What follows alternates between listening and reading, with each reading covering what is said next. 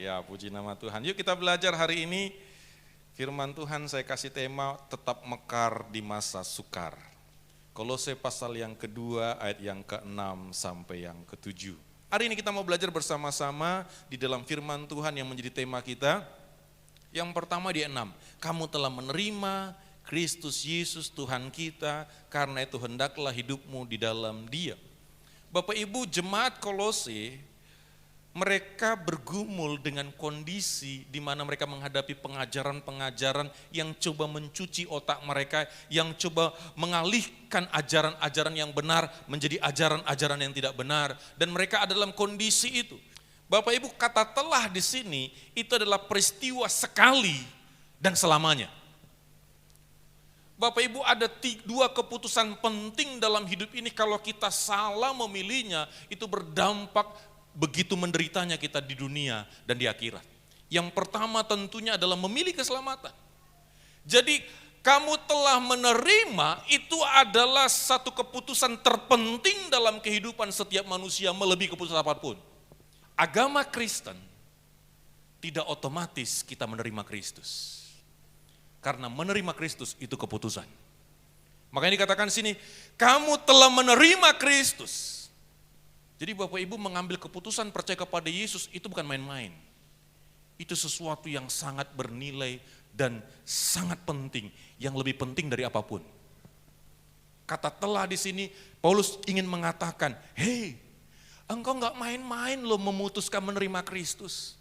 Itu bukan hanya sekedar agama yang diwariskan dari orang tua kita, tetapi itu adalah keputusan kita sendiri. Sehingga saya mau katakan Bapak Ibu, memutuskan menjadi jemaat Philadelphia itu berbeda dengan memutuskan menerima Kristus sebagai Tuhan dan Juru Selamat. Kalau kita tahu mengambil keputusan menerima Yesus sesuatu yang penting, kita akan hargai itu. Yang kedua, keputusan terpenting adalah memilih pasangan kita. Bayangkan untuk memilih pasangan dan akhirnya diberkati di gereja, itu butuh proses. Dan itu disaksikan oleh banyak orang. Dan keputusan itu gak main-main. Ketika kita memilih siapa menjadi teman hidup kita, kita all out, kita totalitas untuk bersama dengan dia. Makanya di Alkitab mencatat gini, halo kamu anak-anak Tuhan, kamu sudah menerima Yesus. Karena itu hendaklah hidupmu tetap di dalam dia. Bahasa lainnya, engkau harus berjalan bersama dengan Kristus. Itu gak main-main. Engkau harus serius memperjuangkan keputusanmu. Tetap hidup di dalam dia itu berbicara tentang berjalan bersama Tuhan. Punya relasi dengan Tuhan. Sama seperti suami istri yang sudah punya kesepakatan di dalam hubungan mereka. Jadi berbicara tentang bahwa kita belajar bersama-sama ketika kita sudah menerima Yesus, berarti kita tetap di dalam dia apapun situasinya, apapun kondisinya. Bukan pas butuh kita cari dia. Paulus mengatakan kepada jemaat di Kolose, kalau engkau sudah menerima Yesus, tetap tinggal di dalam dia. Tetaplah melekat seperti ranting yang melekat pada pokok anggur. Seperti itulah harusnya kita tetap tinggal di dalam Tuhan. Jangan cari Tuhan hanya kalau kita butuh. Kalau sudah butuh kita baru kita cari Tuhan. Mungkin butuh pekerjaan kita mulai menangis kepada Tuhan. Kita mungkin butuh menikah kita menangis kepada Tuhan, tapi di luar itu kita seolah-olah nggak peduli dengan Tuhan, seolah-olah nggak peduli dengan ibadah. Ketika mulai ada tantangan, ada pergumulan baru kita cari Tuhan. Itu namanya nggak tetap di dalam Tuhan. Maafkan saya juga orang tua, mari kita ajari anak-anak kita, anak-anak remaja, pemuda kita, jangan ketika mau menikah baru cari Tuhan. Jangan jadikan Tuhan itu hanya sekedar kita hanya membutuhkan dia kalau kita butuh dia. Tapi tinggal tetap itu berbicara bahwa kita punya persekutuan dengan Tuhan. Bapak Ibu Saudara terkasih dalam nama Tuhan, itu namanya berjalan bersama dengan Tuhan. Kita sepakat dengan Tuhan. Terkadang jalannya Tuhan itu enggak dibawa jalan tol, tapi jalan yang berliku-liku. Mari kita enggak komplain, kita ikuti. Karena itu namanya tetap. Tetap di dalam Tuhan. Ayat ke-7, bagaimana supaya akhirnya kita bertumbuh, kita bisa tetap mekar di tengah-tengah masa yang sukar. Yang ke-7 dikatakan, hendaklah kamu berakar di dalam dia dan dibangun di atas dia. Saya ingin mengajak kita berbicara tentang pertumbuhan. Bertumbuh itu pertama ke bawah, baru ke atas. Tuhan ingin kita bertumbuh. Dan bertumbuh itu Pertama dia ke bawah dulu. Bagaimana cara bertumbuh ke bawah? Seringkali Tuhan izinkan kesulitan dalam hidup kita. Kita sudah sering mendengar cerita tentang pohon korma. Bagaimana ketika menanam pohon korma, Bapak Ibu, digalilah pasir itu dan ketika dimasukkan biji korma, tidak ditutup dengan pasir, tetapi ditutup dengan apa? Batu besar. Batu besar itu adalah masalah, batu besar itu adalah pergumulan, batu besar itu adalah tantangan, penderitaan.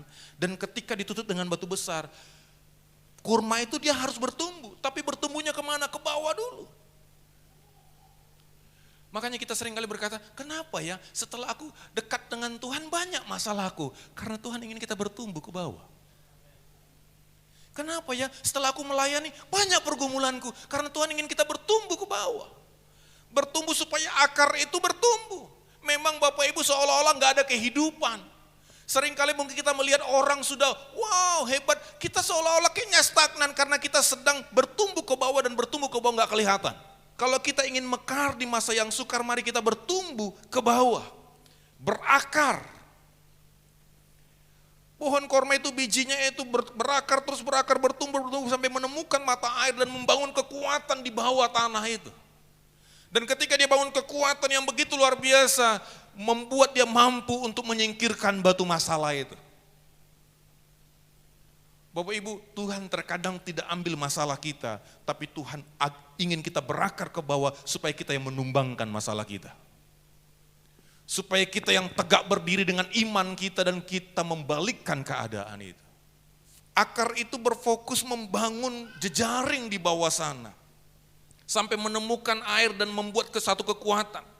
Sama seperti membangun rumah, jangan anggap remeh membangun pondasi. Seringkali kalau kita meremehkan membangun pondasi, kita akan menikmati bangunan yang berantakan akhirnya. Kita lihat ada begitu banyak pohon ketika kemarau dia layu. Karena apa? Akarnya enggak jauh menyentuh mata air. Tetapi ketika kita mulai melatih akar kita supaya terus, apa itu akar? Itu hubungan intim kita dengan Tuhan. Apa itu akar? Kita mengalami pengajaran firman Tuhan yang benar. Akar itu bicara tentang relasi, akar itu berbicara tentang pengajaran firman Tuhan.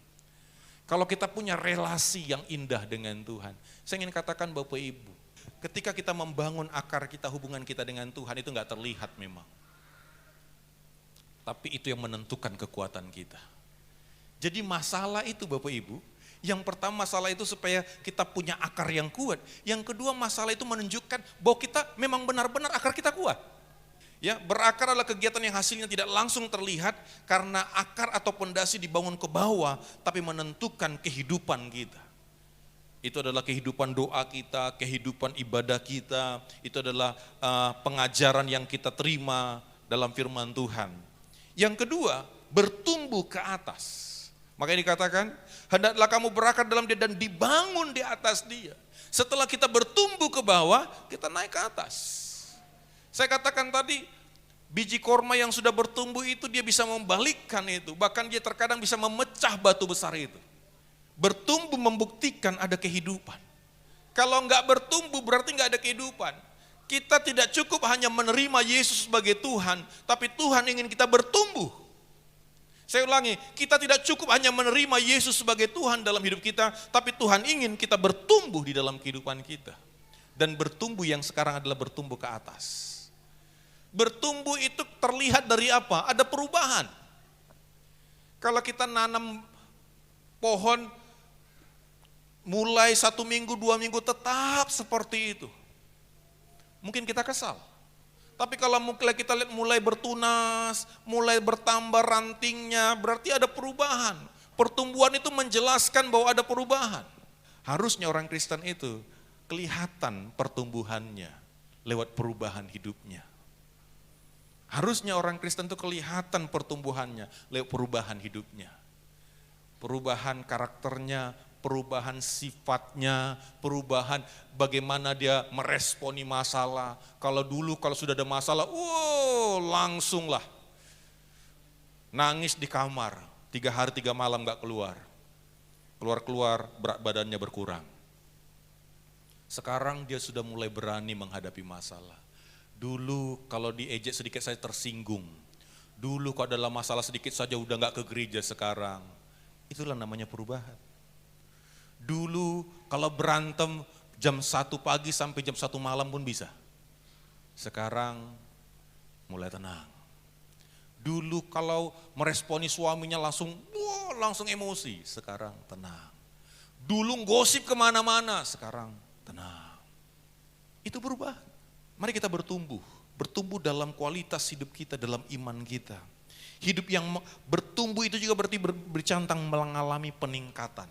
Gak mungkin kita senang, hidup kita ini biasa-biasa saja, pasti ada peningkatan. Peningkatan dalam ekonomi, di dalam karakter, di dalam kasih kita, bahkan kesehatan kita pun kita ingin meningkat.